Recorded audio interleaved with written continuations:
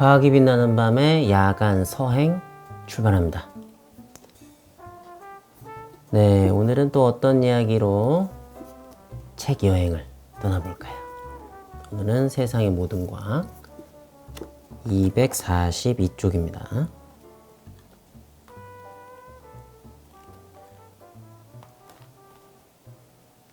흙이 사라져버린 상황에서 농민들은 농사를 지을 수 없었고 대출을 갚지 못해 결국 은행에 땅을 뺏기게 됩니다. 떠돌이 신세가 된 농민들은 그나마 일거리가 있다고 알려진 미국 서부로 몰려들었죠.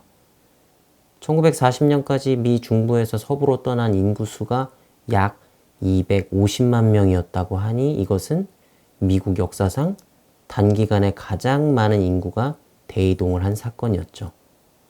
많은 떠돌이 농민들이 얼마 안 되는 일자리를 두고 경쟁했고 적은 임금과 착취에 시달리며 고달픈 삶을 살았습니다. 이렇게 힘겨웠던 시대를 사람들은 더러운 30년대라고 부르죠. 당시 상황을 소재로 한 분노의 포도라는 문학 작품도 만들어집니다. 여기서 이제 그 흙이 사라져버렸다라는 거는 그 미국 중부 지역이 원래 그 되게 가뭄이 많이 드는 지역이었대요. 근데 미국 사람들이 개척할 때 잠깐 이제 가뭄이 없고 좀 이제 온난스변했던 좀 비도 많이 내리고 그래서 이제 사람들이 농사를 잘 지을 수 있을 줄 알고 거기 정착해가지고 농사를 많이 짓고 살았었는데 다시 이제 가뭄이 드는 그런 건조한 기후로 바뀐 거예요. 1930년대. 근데 거기가 또 바람이 그렇게 많이 불어요. 그래서 흙이 바싹 마른 상태에서 강한 바람이 부니까 거기가 막 회오리도 많이 불고 그러는 데거든요. 그래가지고 그 흙이 다 날아가는 거예요. 흙이 다 날아가 보니까 어떻게 농사를 지어. 그래서 농민들이 이제 할 일이 없으니까 이제 잘 먹고 살기 위해서 떠나는 거죠. 그래서 미국 서부로 가면은 좀 일거리도 있고 먹고 살만하다 그런 소문이 있어가지고 이제 그 수백만 명의 농민들이 막 미국 서부로 몰려가는 거예요. 근데 거기서 막 착취를 당하는 거죠, 한마디로 진짜. 예. 일할 사람은 많고 일거리는 별로 없으니까 진짜 부려먹는 거죠, 완전히. 근데 이 이야기를 통해서 우리가 또 여러 곳으로 여행을 떠날 수가 있습니다. 우리 지식세계 여러 곳으로. 소철나무에 대해서도 우리가 좀 알아볼 수가 있고요. 소철나무는 이제 좀 진화사적으로 의의가 있어요. 진화사적인 어떤 중요한 의미가 있어서 소철나무에 대해서도 우리가 알아볼 수 있고 이거랑 관련해가지고 그 다음에 그 일본의 오키나와 섬 우리 코로나가 생겨나기 전에는 굉장히 유명했던 여행지죠. 오키나와. 그리고 이제 뭐 대공황하고 그 다음에 또 뭐 역사적으로 보면은 뭐 임진왜란 뭐 2차 세계대전 이것하고도 좀 연관되는 부분들이 있고요. 그리고 설탕, 맞아요. 설탕이 맞다. 설탕이 되게 중요한 부분인데 설탕하고도 좀 연관되는 부분이 있고 이런 식으로 여기저기 여행을 한번 떠나보도록 하겠습니다. 자, 그럼 이제 먼저 소철. 제가 요새 이제 식물에 관심이 많으니까 소철 때문에 알아보다가 다 이제 연관이 된 거야, 이게. 뭐 대공황부터 해가지고 뭐 분노의 포도부터 해가지고 설탕 막 이런 게 다 연결이 된 건데 먼저 소철부터 좀 소개시켜 드려볼게요. 이 소철나무는 우리 여러분들 중에서도 아마 집에 키우는 분들이 꽤 있을 거예요.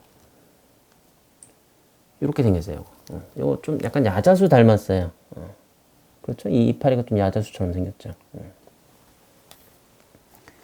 근데 얘가 그 식물 진화에 있어서 어떤 의미가 있냐면 얘가 이제 그 종자식물인데 씨앗을 갖고 있는 식물이죠. 씨앗을. 고사리까지는 이제 씨앗이 없잖아요. 양치식물까지는 씨앗이 없는데 얘는 이제 겉씨식물이에요. 씨앗이 있는 겉씨식물. 일단 한 단계 진화를 하긴 한 건데 얘는 되게 원시적이에요. 겉씨식물 중에서도 제일 원시적이에요. 그 종자식물 전체에서도 제일 원시적인 거죠. 왜 원시적이냐면 정자에 꼬리가 있어요. 그 편모. 우리 꼬불꼬불거리는 편모 있죠. 얘가 막 꼬불꼬불거리면서 헤엄을 쳐가잖아요, 난자한테. 그래서 딱 만나면 수정이 되죠. 근데 이 이제 정자의 편모가 있는 거는, 꼬리가 있는 거는 고사리까지는 다 있어요. 왜냐면 걔네들이 이제 그 촉촉한 환경 속에서 정자가 헤엄쳐가지고 습기가 있는 환경에서 정자가 헤엄쳐서 난자랑 딱 만나야지 수정이 되거든요. 근데 이 소철나무 같은 경우에는 필요가 없어요.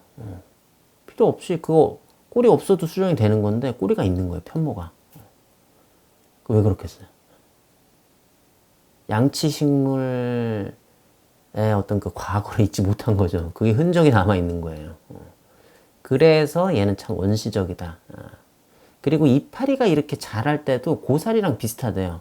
고사리가 이렇게 어렸을 때 이렇게 저기 갈고리처럼 이렇게 돼 있다가 이렇게 펴지면서 이파리가 이제 쭉 펴지면서 자라잖아요. 근데 얘도 비슷하대요. 저는 뭐 키워보진 않아가지고 잘은 모르겠는데 하여튼 얘도 한번 어쨌든 이 진화의 정을 위해서 키워보긴 할 예정인데 이파리가 펴지는 모양이라던가 그리고 불필요한 정자의 꼬리라던가 편모라던가 이런 걸 보면 되게 원시적이다. 그리고 얘는 이제 이름에 있어서도 이름이 이런 이름이 붙은 그 유래가 되게 특이해요. 조선시대 사람들이 이 소철을 보고 되게 괴이한 식물이다 라고 말했었대요. 왜냐면 얘는 이렇게 시들시들하면은 지붕에다 얘를 뿌리째 뽑아가지고 올려놨었대요. 그리고 뿌리에다가 못을 박아 놓으면은, 대못을 질러 놓으면은 오히려 살아나는 거야. 신기하죠? 그래서 뭐 대못을 질러 넣는다는 의미에서 소철이라고 했다던가? 뭐 철이 그 철자인가 봐요. 제가 한자가 좀 어려워가지고 하여튼 정확히 찾아보진 않았는데 하여튼 그래서 참 괴이하다. 그리고 생명력이 굉장히 강하대요. 얘도 그 제가 저번에 말씀드렸던 그 대추야자처럼 막 그 불에 타도 막 다시 살아나고 막 건조함에도 굉장히 강하고 하여튼 생명력이 굉장히 강하고요. 그리고 또 하나가 이제 그 뭐죠? 여기 독이 있어요. 독. 이 소철이. 독이 있어서 함부로 얘 먹었다가는 진짜 죽을 수도 있어요. 그래서 이 독을 물론 빼낼 수는 있어요. 좀 복잡한 과정을 거치면. 뭐 독을 빼내면 먹을 수는 있지만 사실 아까 사진에서도 보셨듯이 이걸 뭘 먹을 때가 있겠어요, 이게. 굳이 먹을 때도 별로 없죠. 평상시에는 먹지 않는 거예요. 다른 거 먹을 거 많은데 뭐 굳이 얘를 먹겠어요? 자, 그런데 이걸 먹는 상황이 생깁니다.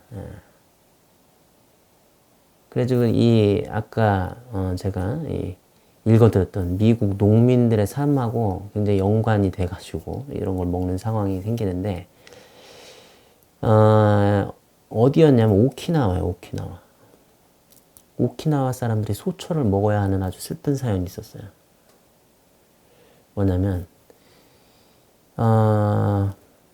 이 이야기를 하려면 이제 좀 더 과거로 올라가가지고 1600년대인가 700년대인가 이 사탕수수 이야기까지 거슬러 올라가야 돼요. 이 사탕수수가 이제 전래가 되게 되는데 오키나와에 들어오게 되는데 중국 남부지방에서 이렇게 왔는데 사탕수수를 통해서 이제 사람들이 이제 설탕의 맛을 알게 되잖아요. 설탕이 얼마나 맛있어요.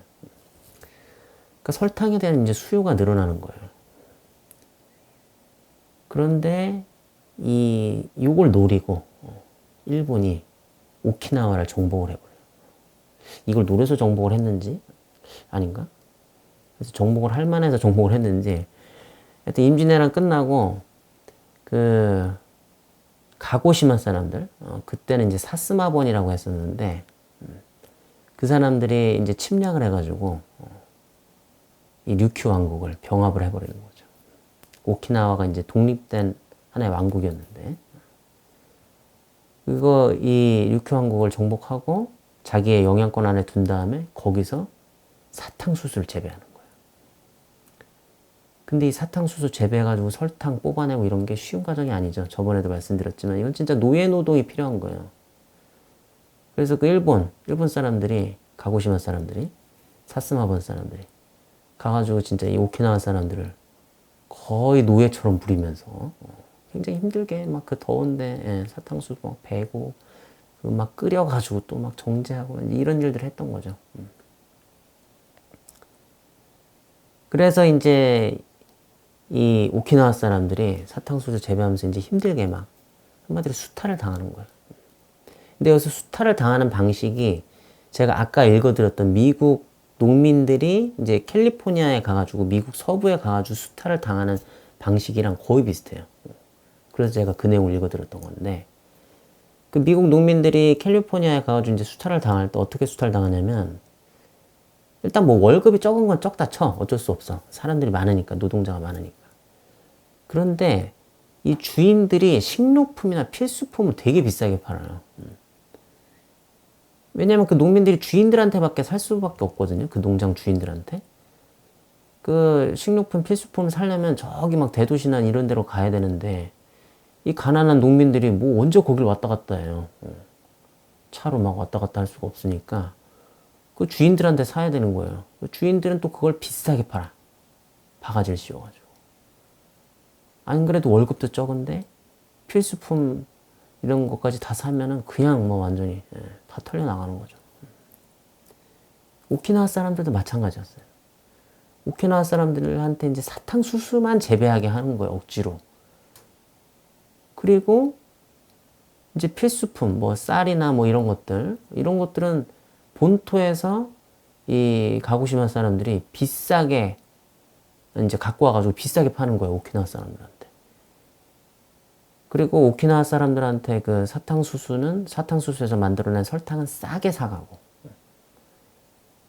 싸게 사서 자기들은 이제 오사카나 이런 데 가가지고 되게 비싸게 팔아요. 그래서 그 차액을 먹는 거죠, 한마디로. 그리고 식료품도 비싸게 팔아먹고. 그러니까 오키나와 사람들이 얼마나 힘들었겠어요. 진짜 사는 게 아닌 거죠. 근데 이제 이런 상황에서 이제 소철이 어디서 등장을 하게 되냐면, 나중에 이제 그 대공황 시기 때, 1920, 30년대, 그 일본도 이제 그 대공황에 휩쓸리게 되는데, 당시 이제 일본 사람들은 그건 이제 쇼와 공황이라고 했대요. 이제 공황이 밀어닥치니까, 살기가 너무 힘들잖아요. 근데 살기가 힘들 때는 이런 어떤 비필수적인 이런 기호식품, 이런 것들은 소비가 확 줄어들게 되죠. 수요가 확 줄어들죠. 근데 설탕이 바로 그렇잖아요. 설탕 굳이 뭐 안 먹어도 되잖아요. 먹으려면 밥을 먹어야지. 그러니까 설탕 값이 완전 폭락을 하는 거예요. 근데 또 필수적으로 먹어야 하는 그런 쌀이나 뭐 이런 것들은 폭락하지 않잖아요. 그런 건 어쨌든 먹어야 되니까 오히려 가격이 오를 수도 있죠. 그러니까 이 오키나와 사람들은 설탕 가격은 폭락했어. 근데 자기가 꼭 필요한 쌀이나 이런 건 저 일본 본토에서 사다 먹어야 되는데 그건 또 사다 먹기가 힘들죠. 돈은 없으니까 설탕 값이 폭락해가지고. 그러니까 이 오키나와 사람들이 먹을 게 없는 거예요. 그래서 물론 이제 뭐 다른 것도 많이 먹었겠죠. 하지만 이제 너무 먹을 게 없으니까 정말 가난한 사람들은 소철이라도 먹어야 되는 거예요. 소철 나무가 이제 좀 더운 지방에서 자라거든요. 그래서 이제 오키나와 사람들이 이제 거기 이제 소철 나무가 있으니까 그 소철 나무에 이제 독을 막 이제 제거해가지고 먹는 거죠. 근데 그게 또 뭐 배고픈 사람들이 그걸 그렇게 철저하게 제거를 할 정도로 시간적 여유가 있는 것도 아니고 당장에 배가 고픈데. 그러니까 이제 대충 제거해서 먹다가 막 이제 식중독 걸려서 막 이제 죽기도 하고 너무 힘들었을 거예요. 뭐 맛도 없을 테고 소철이 뭔 맛이 있겠어요. 그 당시에 이제 우리나라 사람들도 비슷했대요. 당시에 우리나라 사람들도 막 이제 초근목피로 연명하는 나무 껍질 벗겨가지고. 그래서 오키나와 사람들은 그 당시를 이제 소철 지옥이다라고 이름 붙여가지고 이제 기억을 한대요. 정말 힘들었나 봐요. 오죽했으면 지옥이라고까지 했겠어요. 참 오키나와 사람들 불쌍하죠. 근데 그 이후로도 불쌍한 일들이 많아요. 생각해보면, 오키나와 사람들이, 그 2차 세계대전 때도, 2차 세계대전 때도 어떤 취급을 당하냐면, 그 미군이 저 밑에서부터 쭉 올라오잖아요. 저 남부 쪽에서부터 섬을 하나씩 점령하면서 이렇게 올라오는데 오키나와를 이제 또 점령하려고 이제 딱 전투를 할 때 그 일본 군인들이 오키나와 사람들을 지켜주질 않아요. 방패막이를 써요. 그리고 오키나와 사람들이 그냥 차라리 항복이라도 하려고 하면 그걸 또 못하게 하는 거야.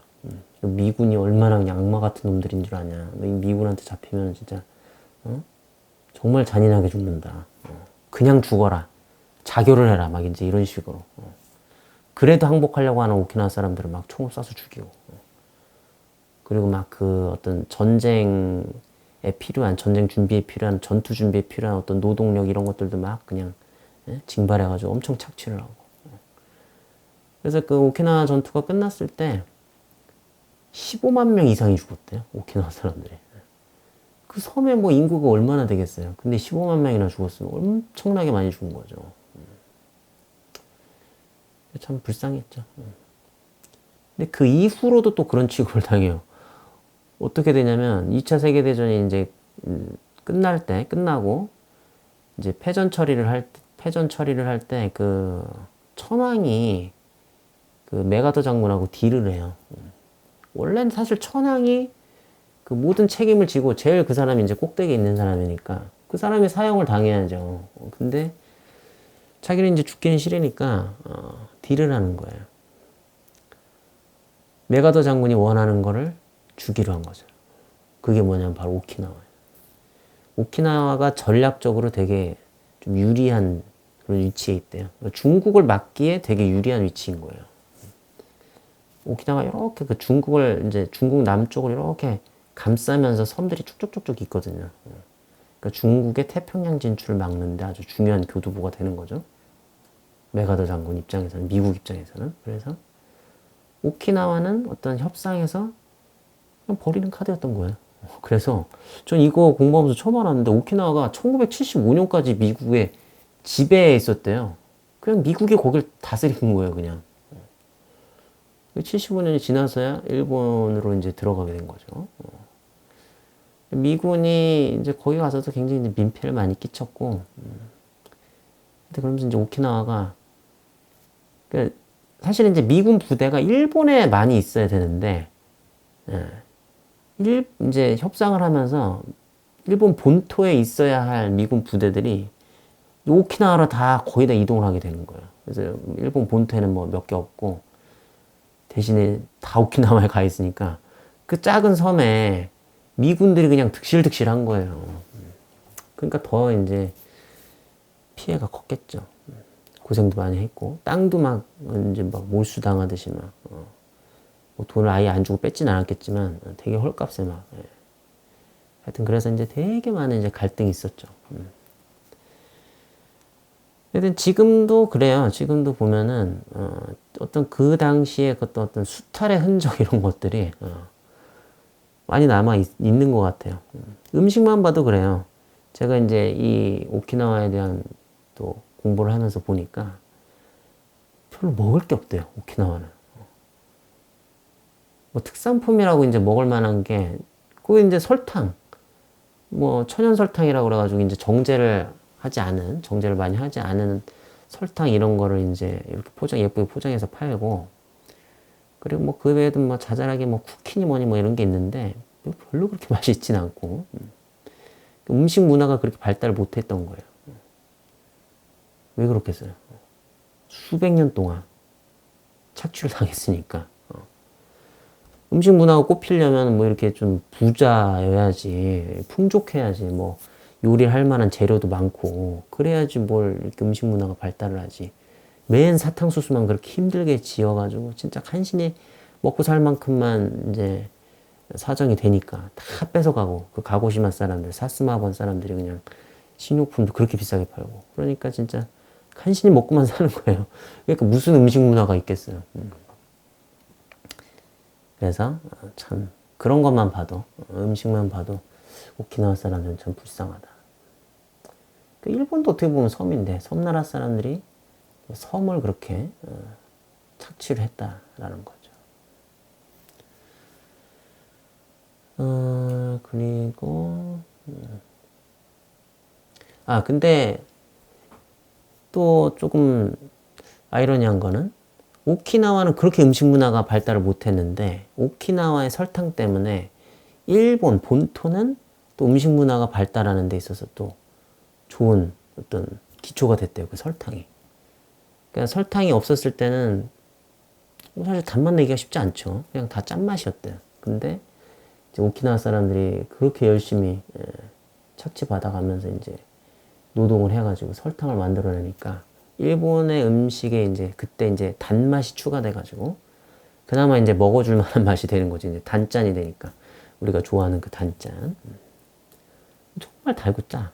제가 일본 딱 한 번 가봤는데 나리타에 가가지고 그 유럽 여행 가기 전에 잠깐 스탑오버 했을 때 나리타에서 라면을 아주 밤늦게 간신히 한번 먹었어요. 그 문 닫기 전에. 근데 제가 메뉴를 잘못 시켰나? 라면을 시켰는데 라면 국물이 무슨 간장 설탕에다가 간장을 풀어 간장에다 설탕을 풀어놓은 것 같은 어우 너무 달고 짠 거예요. 이런 걸 어떻게 먹지? 맛있는 데는 맛있겠지만 제가 먹었던 그곳은 진짜 너무 달고 짰어요. 그래서 면만 간신히 건져 먹었던 그런 기억이 있어요. 하여튼 그 단짠의 기원이 바로 이제 오키나와다. 오키나와 사람들의 그 슬픔, 한이 서려 있는 거죠.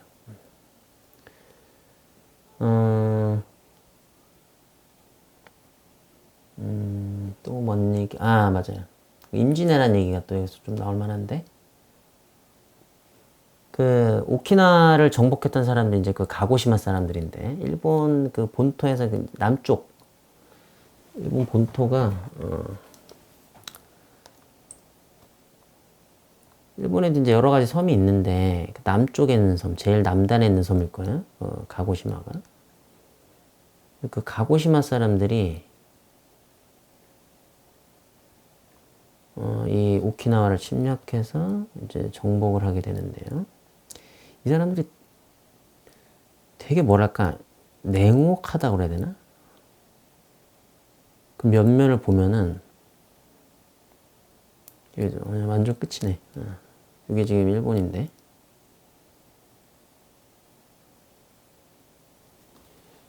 인터넷이 느려가지고 지도가 잘 안 뜨네. 이렇게 안 뜨지? 됐어. 자, 여기죠, 여기. 여기 끝에가 여기가 가고시마예요. 요 밑으로 이제 내려가면 오키나와가 있는 거죠. 아이고, 또 가고시마 안 떴었구나. 여기 붉은 글씨로 가고시마라고 돼 있는데, 여기가 일본, 이게 무슨 섬이지, 이게? 쿠마모토? 후쿠오카? 뭐 이런 데가 있는 섬이에요. 하여튼 이 가고시마 사람들이, 임진왜란 이후에 아마 그 오키나와를 정복을 했을 거예요. 근데 그때 임진왜란 이후에 이 사람들이 이제 그 세키가하라 전투라는 게 있었어요. 그 전투에서 이 사람들이 어떤 활약을 하냐면 그 세키가하라 전투에서 그 도요토미 히데요시 쪽이랑 도요토미 히데요시 그 왕자죠. 그 아들 그 사람 히데요리인가 막 그럴 거예요. 그 히데요리를 옹립하려고 하는 쪽에 이 사람들이 붙었었어요. 그리고 이제 한쪽은 도쿠가와 이에야스죠. 이 양쪽이 이제 딱 전쟁을 했는데 도쿠가와 이에야스가 이기죠. 그런데 이 사스마버는 이제 히데요리 쪽이었는데 이 사람들이 이제 딱 1,500명 정도밖에 이제 거기에 전투에 군인을 안 보냈대요. 근데 이 1,500명이 엄청나게 전투를 잘한 거예요. 그래서 도쿠가와 이에야스가 입이 딱 벌어질 정도로. 나중에 이제 히데요리를 이제 막 후퇴시킬 때, 그때 이 가고시마 사람들이 딱 매복해가지고, 그러니까 1500명이 막 이렇게 막 후퇴를 하면서 이 도쿠가와 이에야스가 막 추격해 오니까, 그쪽 군인들이 추격해 오니까 탁탁 길목마다 딱딱 매복해가지고 이제 소수의 사람들이 계속 매복을 하는 거예요. 그래서 이에야스 군인들이 오면은 매복하고 있다가 싸워가지고, 하지만 소수니까 막 싸워서 이제 그 추격만 늦추는 거지, 속도만 늦추는 거지, 뭐 이길 수는 없잖아요. 지금 완전 세키가하라 전투에서 완전히 전투가 다 끝나버렸어요. 다 뿔뿔이 흩어진 상태에서 이제 후퇴시키면서 계속해서 시간을 끄는 거죠. 그래서 이 매복했던 군인들이 다 죽으면 다시 또 도쿠가와 이에야스가 추격하고, 그럼 또 가고시마 사람들이 또 그 중간에서 또 매복하고 있다가 또 싸우고, 또 죽으면 그때 또 이에야스가 또 추격을 하고 또 싸우고 또 죽고, 예, 이런 식으로 그러면서 시간을 끌면서 계속해서 이제 후퇴를 시켰다는 거예요. 후퇴 작전을 성공시켰대요. 그래서 도쿠가와 이에야스가, 야, 너네는 진짜 적이지만 잘 싸웠다. 네, 그건 인정한다. 그래서 원래 같으면은 이제 그 가고시마의 그 사스마번, 거기를 이제 적이니까 거기를 이제 되게 뭐랄까, 뭐 영지나 이런 걸 되게 축소시키고 그 영지를 이제 다른 쪽에다가 자기 편한테 이제 그 땅을 막 뜯어서 주고 이제 이렇게 해야 되는데, 그러지 않았대요. 니네는 그냥 그대로 있어도 돼. 너희한테는 땅을 뜯어가지 않겠다. 땅을 뺏지 않겠다. 물론 뭐 이제 어떤 저력을 인정해서일 수도 있겠지만, 이제 그 사스마번 사람들은 그 당시에도 1500명밖에 안 보내고 대부분의 군인들이 거기 그대로 있었대요. 한 3만 명 이상의 군인들이. 그러니까 그 힘이 무서워서 그냥 봐주는 척 하면서 이제 은근슬쩍 넘어간 걸 수도 있는데, 하여튼 굉장히 이제 싸움을 잘했다. 그래서 류큐 왕국도 정복을 했겠죠. 그리고 나중에도 이 사람들이 이제 뭐 철저하게 이 오키나와를 수탈을 한 것도 그렇지만, 이렇게 해서 이제 돈도 많이 벌어가지고 그 돈 때문에도 이 사람들이 굉장히 이제 군사력이 강했던 거예요. 그래서 나중에 그 경제력을 바탕으로 한 그 군사력 때문에 그 메이지 유신 때도 이 사람들이 아주 그 중심에 섰었대요. 중심축이 돼가지고 메이지 유신도 일으키고, 그 다음에 그 러일 전쟁, 일본이 결정적으로 이제 어떤 열강에 들게 된 게 그 러일 전쟁에서 러시아, 그 공룡 같은 러시아를 이기면서 열강에 들게 되는 건데, 그 중요한 전투에서도 이 가고시마 사람들이 다 활약을 한 거예요. 그 스시마 해협 전투, 그 해전에서도 가고시마 사람이 거기서 뭐 그 무슨 하여튼 제독인가 뭔가 하여튼 해전이니까 제독이겠죠. 그것도 가고시마 사람이었고, 그 다음에 그 만주에서 러시아랑 또 싸워가지고 이기는 전투가 있었는데, 거기서도 이 가고시마 사람이 진두지휘를 하면서 이기는데 큰 역할을 했다라고 하고요. 하여튼 대단한 사람들인 것 같아요.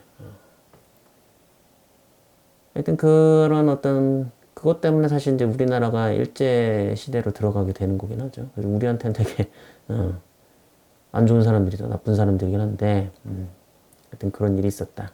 이 사람들 참 대단한, 어떤 의미에서는 대단한 거죠.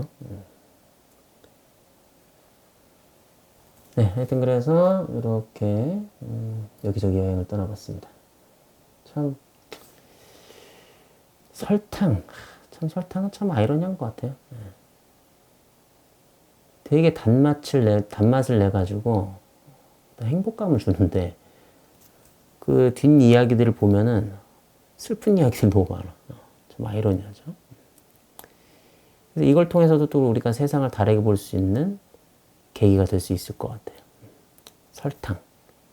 혹시 소철이 있으면 소철을 보셔도 좋고, 설탕과 소철을 보시면은 이 오키나와 사람들의 어떤 애환, 이런 것들 한번 생각해 보시면 또 세상이 좀 달라 보이지 않을까, 그런 생각을 해봅니다. 네, 그럼 오늘은 꿈속에서 어디로 또 여행을 떠나야 될까요? 당연히 오키나와로 떠나야겠죠?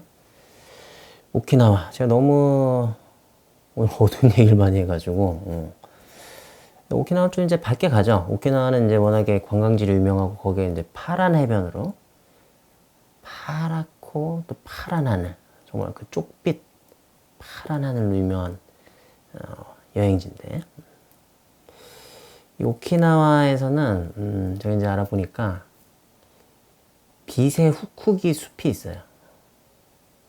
거기도 괜찮대요. 막 그렇게 근데 사진을 보면 막 그렇게 엄청나게 멋지진 않아요. 그냥 뭐 숲이에요. 우리나라에 이제 그런 숲들 많죠. 이 빛의 후쿠기 숲은 방풍림이거든요. 이렇게 생겼어요. 숲이죠. 예.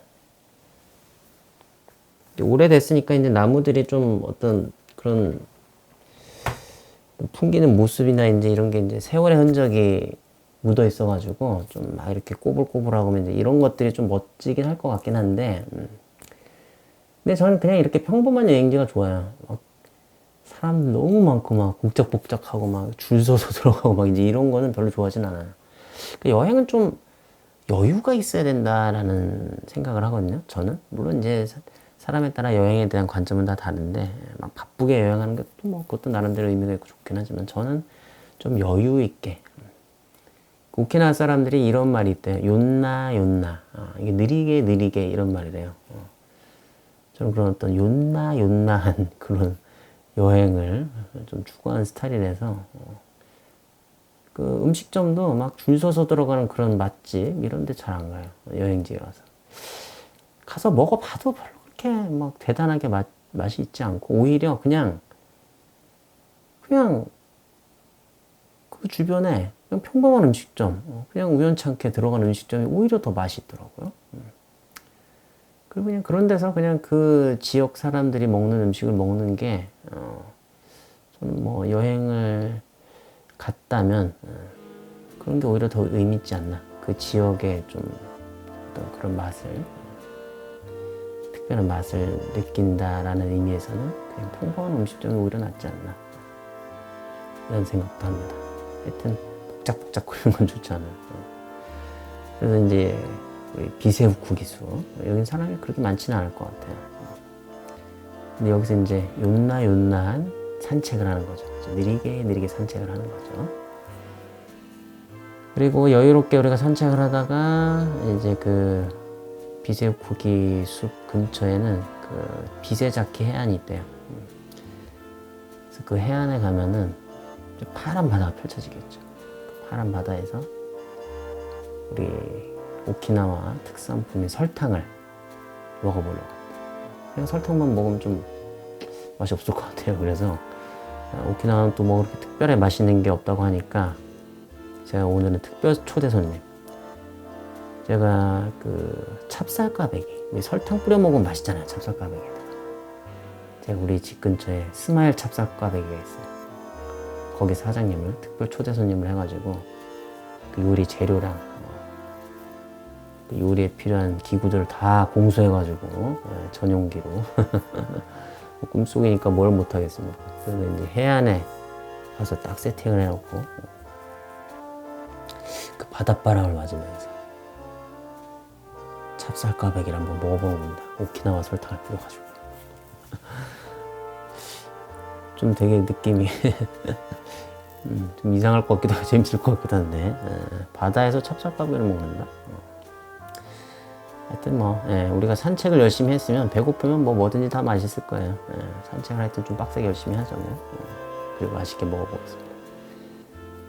네, 그러면 오늘은 오키나와의 푸른 하늘을 만나러 요나요나한 여행을 떠나보도록 하겠습니다. 빛의 후쿠기 숲 앞에서 만나시죠. 네, 잠시 뒤에 뵙겠습니다.